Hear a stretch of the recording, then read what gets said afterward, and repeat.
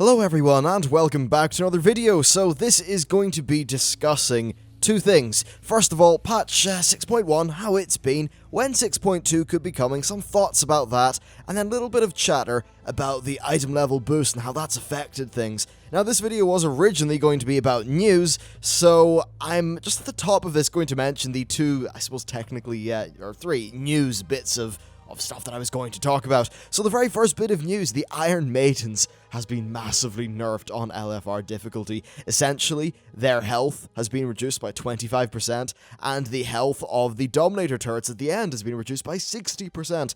It's interesting because the Iron Maidens is really the first boss where we kind of got Duramu, the Forgotten levels of raid wipes going on, and I'm actually okay that they've done this and sort of blasted it out, because the fight was easy up until the very end. I don't think it created a very fun experience really, but I mean, people, why are you not shooting the cannons? I do not understand. LFR is a very funny place, and I feel that with the balancing that they've had going throughout the LFRs and Warlords of Draenor, this was just a completely random difficulty spike that it made a lot of sense to flatten out. And you might be wondering, why do I care about this one LFR thing? Well, LFR is actually very much more relevant after patch 6. Or after the recent update in 6.1 to the item levels, and I will get into that in a little bit. So there's the first bit of news. The second bit of news, the patch 6.1.2 release candidate is now on the PTR. That means 6.1.2, i.e. the WoW token service, will probably be out within the next week or two. That's kind of interesting. I cannot wait to see how token just pans out. It's very interesting, and its effect on the economy is just going to be a very fun thing to watch, I suppose. It's kind of strange, that bit of news about the 6.1.2 release candidate. It's pretty much what turned this from a news video into a discussion one, because I thought, hey, it's about time we chatted about 6.1 and 6.2 and just the duration of things. And now the final bit of news stuff, just to quickly get out of the way, is the PvP hotfix. So they put in a hotfix which reduced all damage across the board in PvP by 10%, and then they reverted it, because apparently people really didn't like that. And it's kind of odd.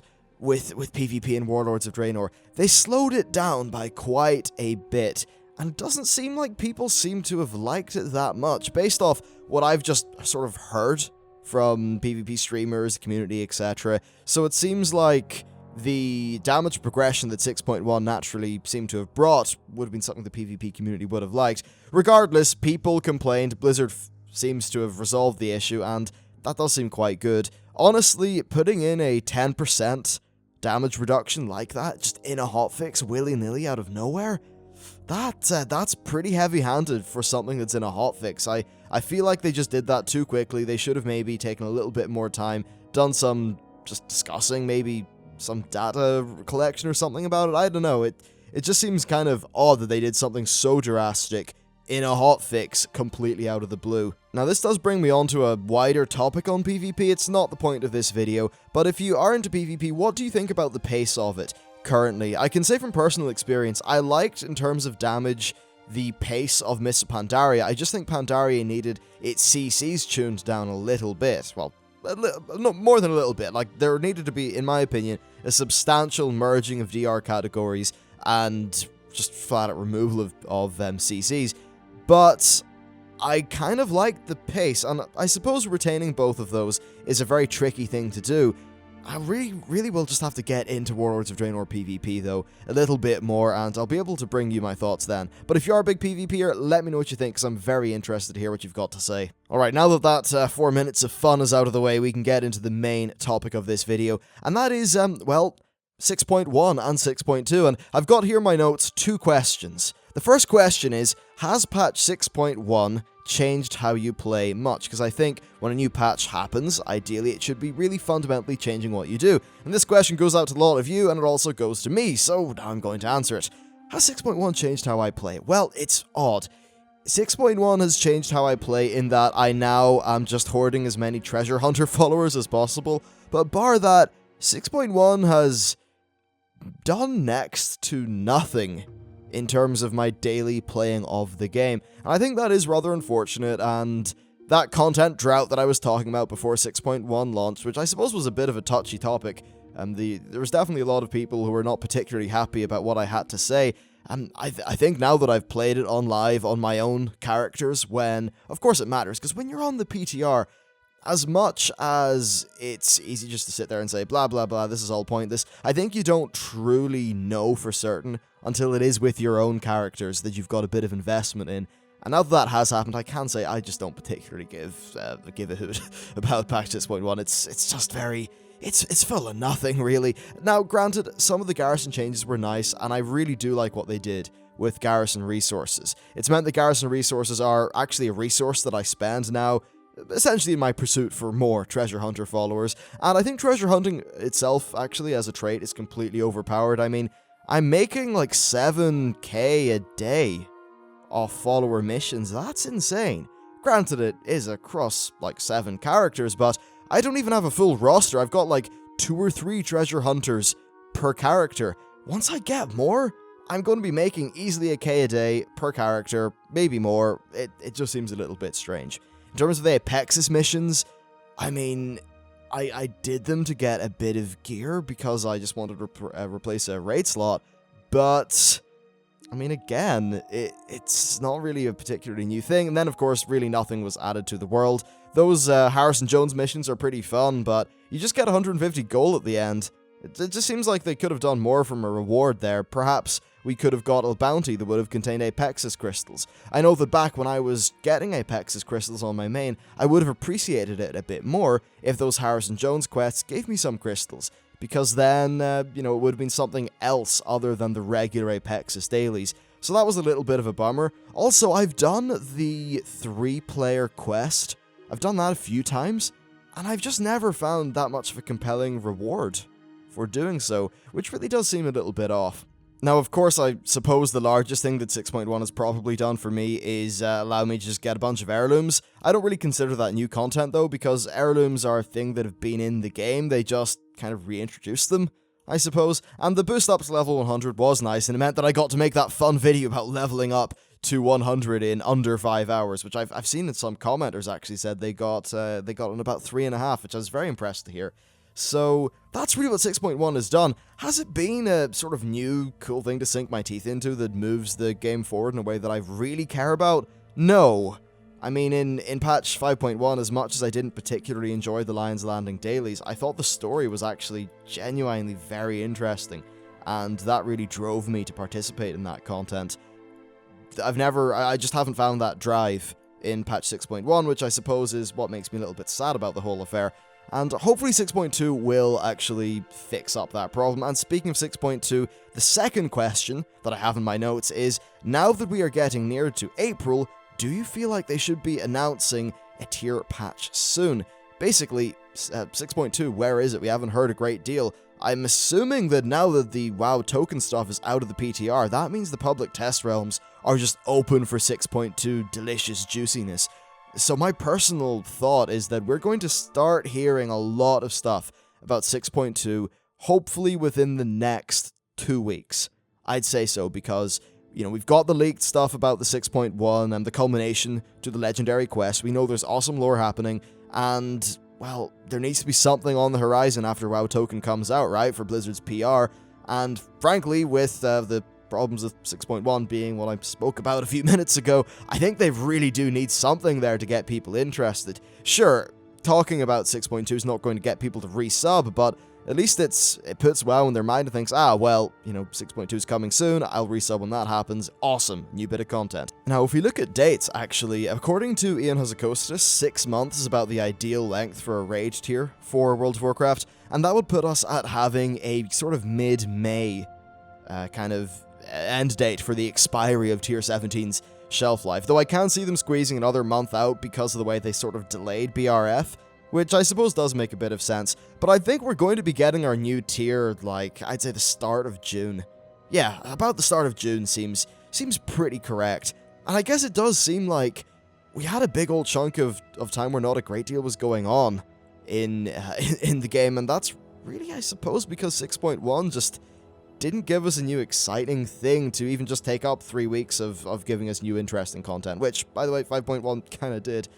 Because we are at that stage now where the Garrison campaign has finished, and the Legendary Quest is just a matter of participating in the time sinks that Blizzard have put in place, so there's not really a great deal of other stuff going on in the game. It's kind of weird.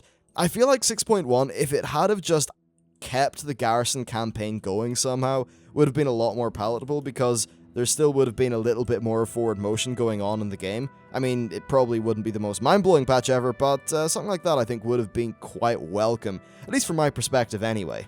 I also suppose just in terms of my channel's content, it's been kind of reflective. Like, a lot of what I've been doing these days is like guides and sort of cute things that aren't really tied in that much to the current comings and goings of the game, which has actually been a fun departure from the regular stuff. But what I would say is keep your eyes peeled for the next 2 weeks, because I'd say we're going to get some really interesting stuff. We'll probably find out like the main features of patch 6.2, and I'm really excited. One of the reasons why I'm actually excited as well is because Ian Hazacostas, in a recent interview, he so heavily teased the Time Walker feature being a thing. And if so, that would just make me so happy. If you're not aware what Time Walker was, by the way, it was either scaling up old dungeons and raids to your level, or you being scaled down to their level. And the whole thing was they had this system, but they had no idea how to implement it in the game and kind of have like gameplay and rewards surrounding it. So it seems like they've cracked that nut. I'm very, very interested to see what that's like. Anyway, let's jump on to the second discussion point of today's video, which is a quick one, but it's about the item level boost. And I think the reason why I'm revisiting this is because I was listening to Preach's video on the topic, which you should totally check out, because obviously he's got a more top-end raiding perspective than I've got. As much as I do love my heroic raids, I don't have Mythic and don't have that wealth of experience. And he brought up a great point, actually. Because of the itemization and all that junk of the Blackrock Foundry items, this 5i level increase actually does lead to a ginormous increase to raid power relative to the content, which is kind of interesting. Unfortunately, due to attendance issues, I haven't actually been able to hop into BRF, but I'm pretty sure that for most of those fights that we're kind of on the cusp of killing, this is probably going to tip us over the edge. But it does seem like it's very powerful. A lot of people say, oh well, that's just a few item levels, but that's a few very well itemized item levels, isn't it? I mean, if you look at Warcraft logs or not logs, well, actually look at them, but if you look at how exponentially DPS is increased with just a few item levels, especially as you approach BRF gear, it's quite astounding. I think this is going to have a very large effect, perhaps a larger effect than maybe some of us pundit people thought at the start, because I maybe didn't think it would have as much as an effect as it actually might, so I'll have to jump in and test that. What it did, I think, do, which is interesting, is it completely invalidated the existence of High Maul. High Maul is not it's not worth bothering with anymore. Blackrock Foundry LFR drops High Maul normal gear, and because of itemization and stuff like that, I mean, High Maul, why bother, right? If your raid can, instead of say doing maybe the heroics in High Maul, it's better to just do the normals in Blackrock, because it's the same eye level for better statted gear. Way better statted gear. So that's odd, and it's definitely really just put the nail in the coffin for High Maul being a thing, which I suppose is fine. We have been doing it for quite a while now, but it's just interesting the way that they've distributed the eye levels and the itemization throughout this. Preach's made a good point as well, that back in MoP, you still would have reasons to head back to Mogushan Vaults, because itemization was a little bit more spread out throughout that tier, whereas here we find that all the good shit is in BRF. Odd how that's all played out. Another point I'd like to make is that the relative power of the crafted gear in comparison to High Maul stuff has really increased, especially for the weapons. I actually made the jump and got a level 4 crafted weapon, which is eye level 675. But essentially, with the weapons having that extra 5 eye level increase, it just pushes them to that stage where they're just a lot better than the stuff that you get from High Maul, like your 670 High Maul weapon, like what I had. Now I've got a 675 that, more importantly, is perfectly statted. One of the great powers of crafted gear, and what makes it just so potentially extremely powerful, is that it's perfectly statted, right? You can just re-roll that until it's exactly what you want. So essentially, yeah, High Maul's not a thing anymore, and have a look into crafted gear and some of the slots you could replace, because the crafted gear has also received a 5 item level boost in power. I suppose finally, now that in my head has dawned on me a little bit more the magnitude of player power kind of increase with this. I'd say that previously I thought this was maybe 40% a nerf to the content and 60% Blizzard wanting to make the rewards feel better. I might flip that around to thinking it's 60% a nerf and 40% them making, wanting rewards to feel a little bit better, especially at a time where maybe 6.1 wasn't that well received. Maybe some people just felt like, 6.1's not bringing out that much, I'm not feeling that rewarded, maybe my guild's stagnating a little bit in its Blackrock Foundry progress. Well, maybe Blizzard's plan was hit us with a double whammy, say, hey, this gear's now better, so you've got a reason to do this new content, and also, you're going to be stronger, so maybe that fight that you're really bummed out about, you might actually get past it. I think it was intended to be a bit of a shot in the arm to the game at the minute, to just give it another month, maybe, or month or two of buzz, until they can really get 6.2 stuff rolling out. And hopefully, as I said, within the next week or two, we will get 6.2 info, and I'm very keen to see that. Anyway, so that's it for this video. I'm going to leave you with the questions that I asked myself. So, has patch 6.1 changed how you play much? And now that it's getting near to April, do you feel like it's about time they started talking about this new tier? Do you think perhaps they've waited a little bit too long on that front? And then, of course, if the eye level boost has, pushed your guild over the pinnacle or whatever of 1 or 2 bosses, let me know as well. I'm definitely interested to see how much this is going to turn into a tangible effect in terms of people getting progression kills. Anyway, that is it for me. Thank you very much for watching the video, and I will see you next time.